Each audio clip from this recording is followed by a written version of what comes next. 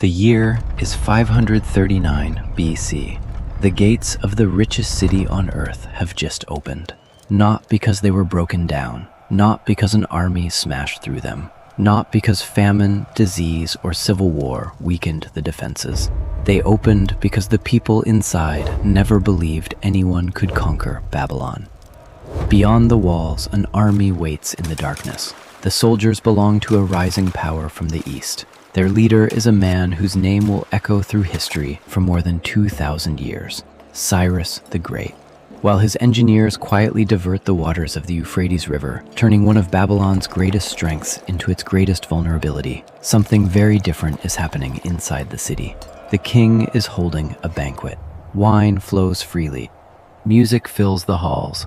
The wealthiest city in the ancient world celebrates while its empire is about to disappear. By sunrise, Babylon will belong to someone else, and one of the greatest chapters in human history will come to an end.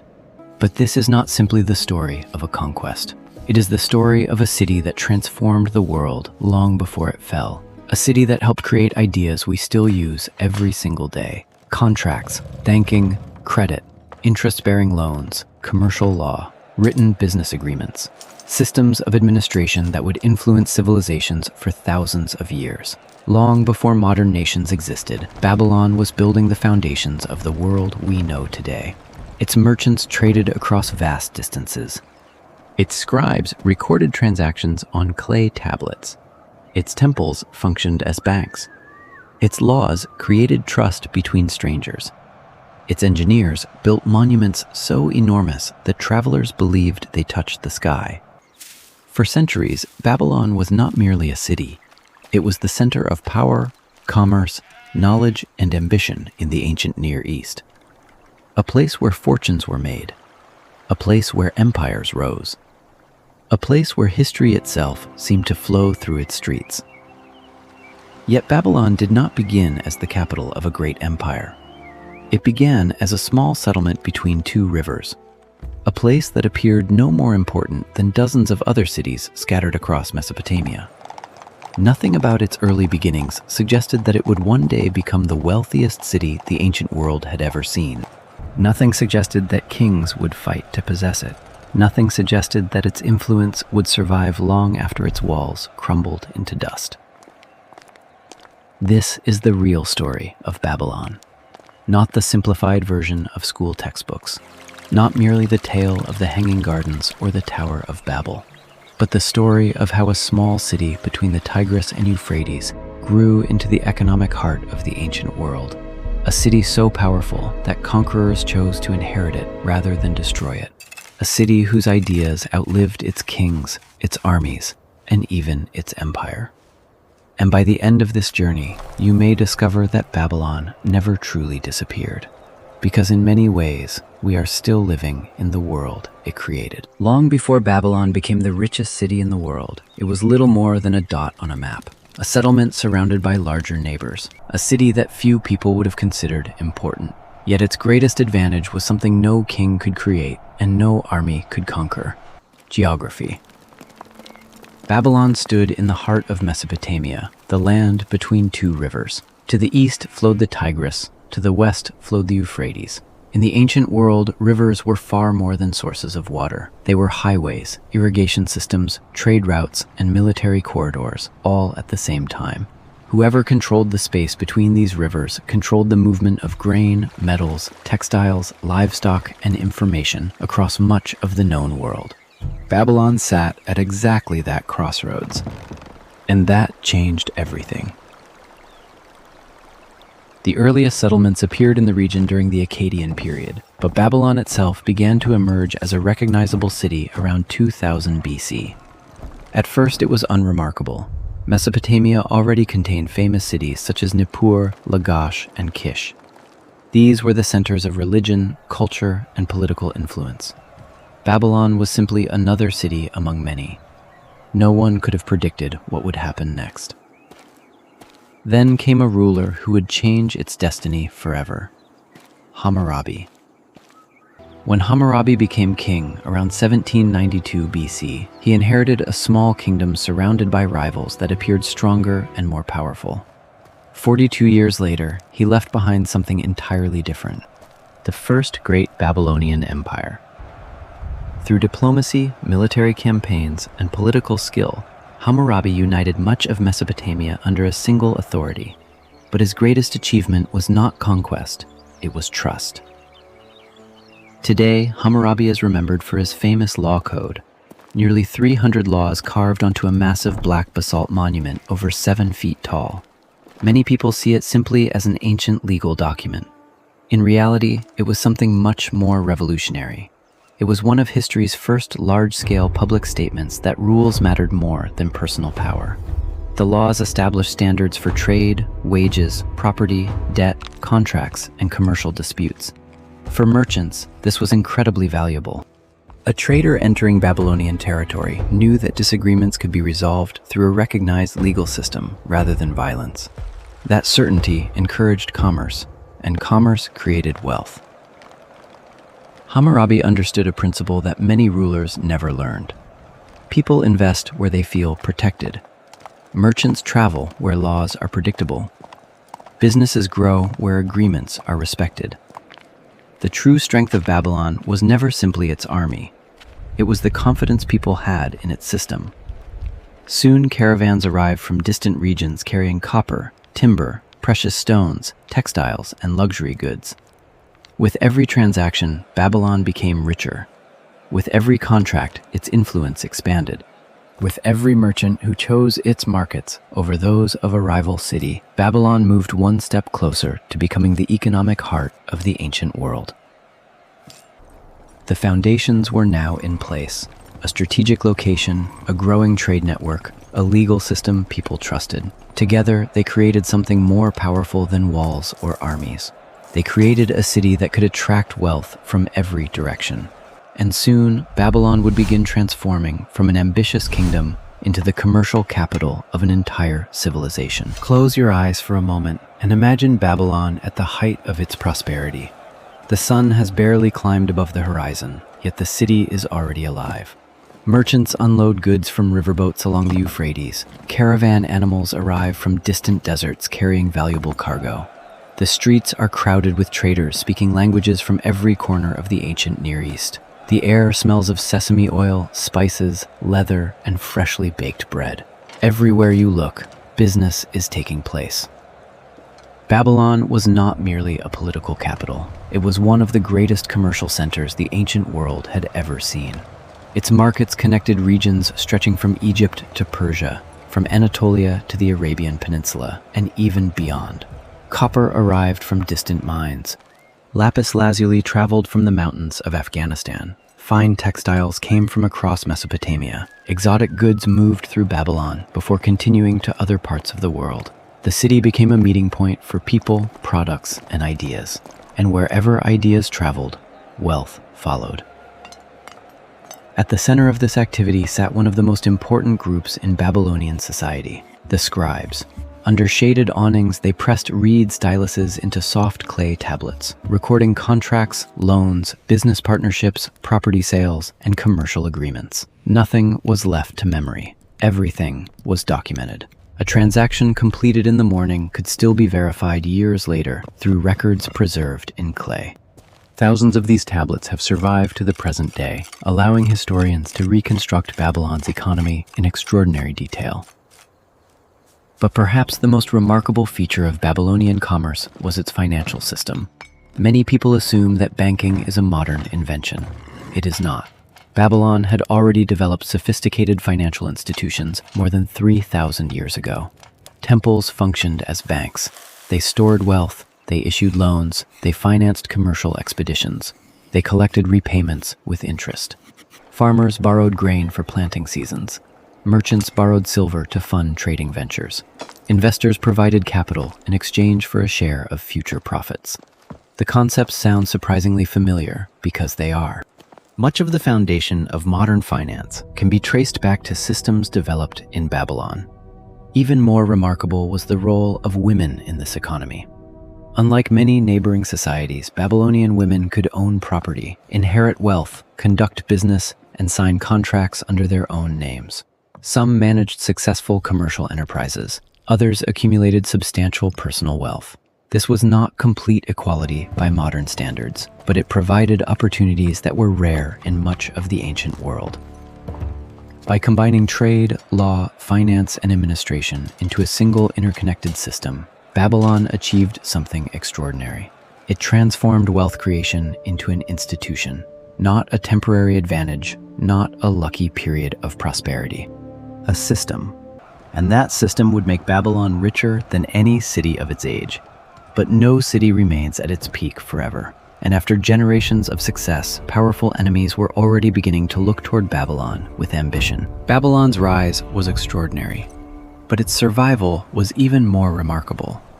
Because throughout its long history, the city repeatedly faced disasters that should have ended its story forever. Yet each time, Babylon found a way to return.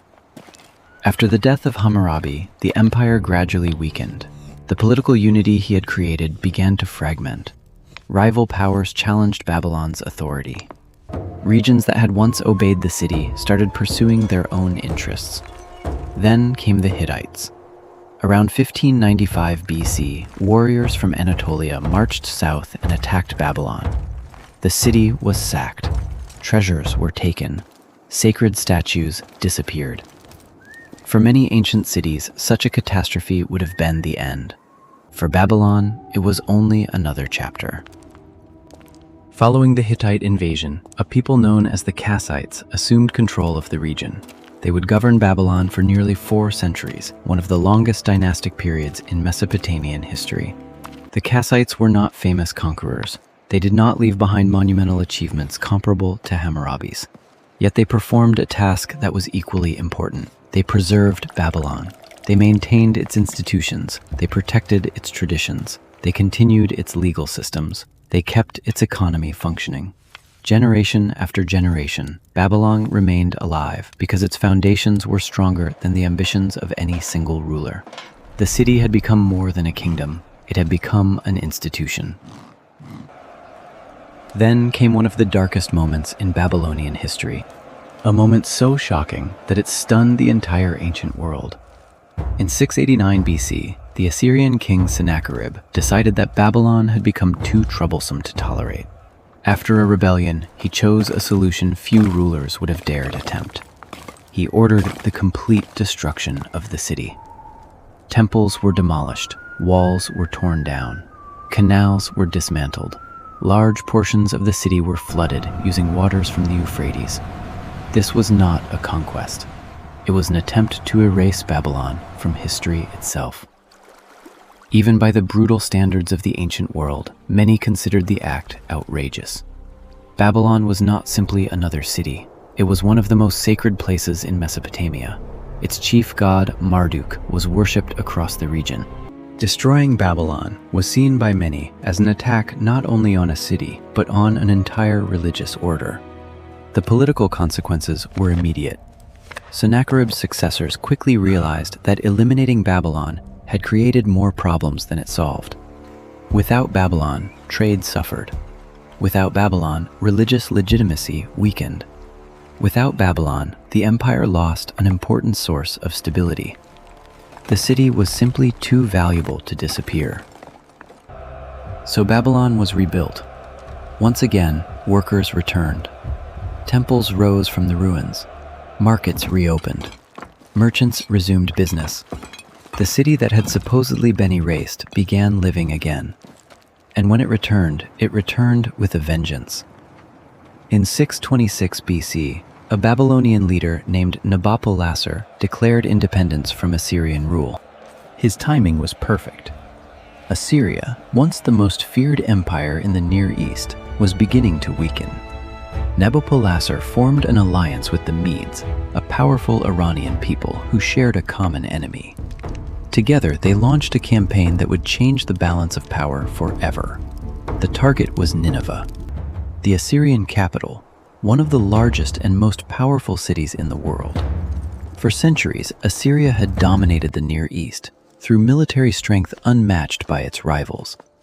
Now the empire faced enemies determined to destroy it. In 612 BC, the combined forces of Babylon and Media attacked Nineveh. the city fell. The mighty Assyrian Empire collapsed with astonishing speed. Within a few years, a superpower that had ruled for centuries disappeared from history. And suddenly, Babylon found itself standing alone at the top. The city that had been conquered, the city that had been destroyed, the city that had been rebuilt from its own ruins, had become the dominant power of the ancient world. But Babylon's greatest age was still ahead, because a new king was about to transform the city into something so magnificent that visitors would struggle to believe what they were seeing. His name was Nebuchadnezzar II, and under his rule, Babylon would become a legend. When Nebuchadnezzar II became king in 605 BC, he inherited a powerful empire. What he created was something far greater. He transformed Babylon into the most magnificent city the ancient world had ever seen. A city designed not only to govern an empire, but to impress, intimidate, and inspire everyone who entered its gates. Nebuchadnezzar understood that power was not measured only by armies. Power could also be seen. It could be built in stone and brick. It could rise above the landscape and announce itself long before a traveler reached the city. So he launched one of the most ambitious construction programs in human history. Resources flowed into Babylon from every corner of the empire. Workers, engineers, architects, craftsmen, and laborers spent decades transforming the city into a monument to imperial wealth. The walls of Babylon became legendary. Ancient writers described fortifications so massive that chariots could travel along their tops. Modern archaeology confirms that these defenses were truly extraordinary. Towering walls rose high above the surrounding plain. Multiple defensive rings protected the city. Canals and waterways strengthened its defenses even further. To approaching visitors, Babylon appeared almost invincible. And that was exactly the point.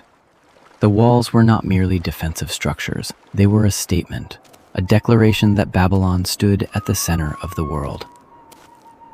Nothing demonstrated this confidence more clearly than the Ishtar Gate. Covered in brilliant blue glazed bricks, the gate shimmered beneath the Mesopotamian sun.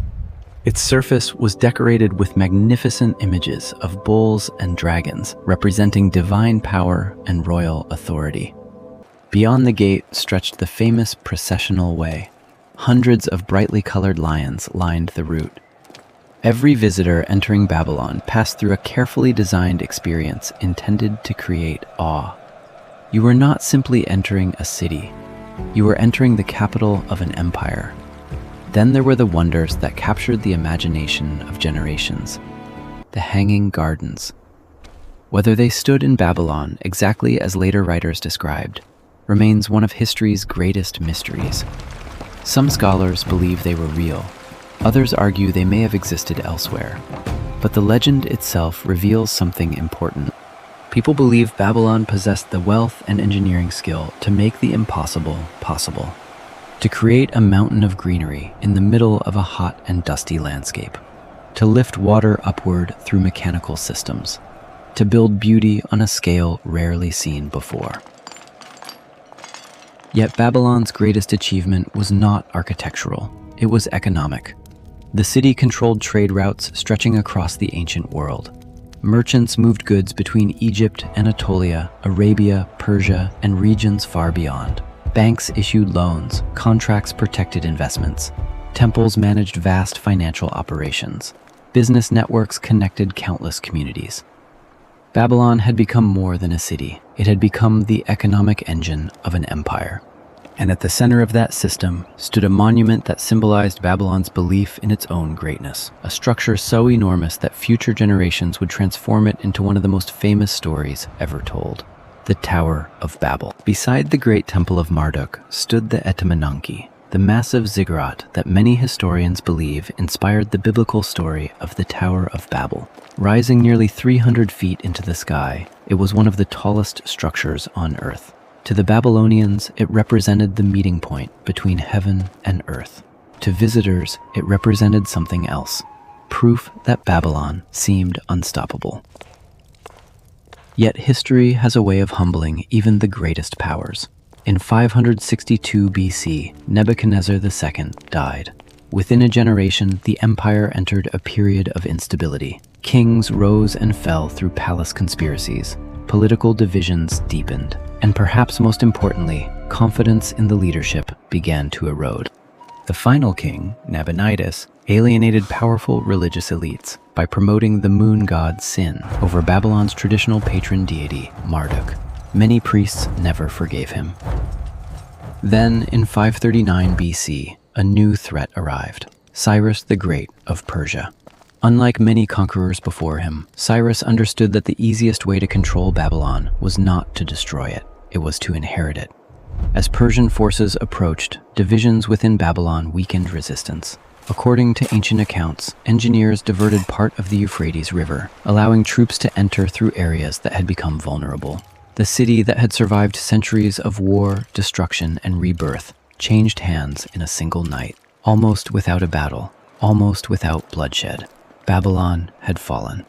But its story was far from over. Under Persian rule, Babylon did not disappear. Its markets remained active, its banks continued issuing loans, its merchants kept trading across the ancient world. For generations, it remained one of the richest and most important cities on Earth. Even when Alexander the Great entered Babylon in 331 BC, he recognized its value immediately. He dreamed of making it the capital of a vast empire stretching from Greece to India. But history had other plans. Alexander died in Babylon in 323 BC at just 32 years old. His empire fractured, and over time, new cities began attracting trade, wealth, and people away from Babylon.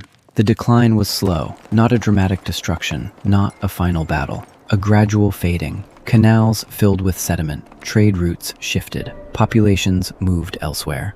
Century after century, the city that had once stood at the center of the world slowly slipped into silence. Yet Babylon never truly vanished.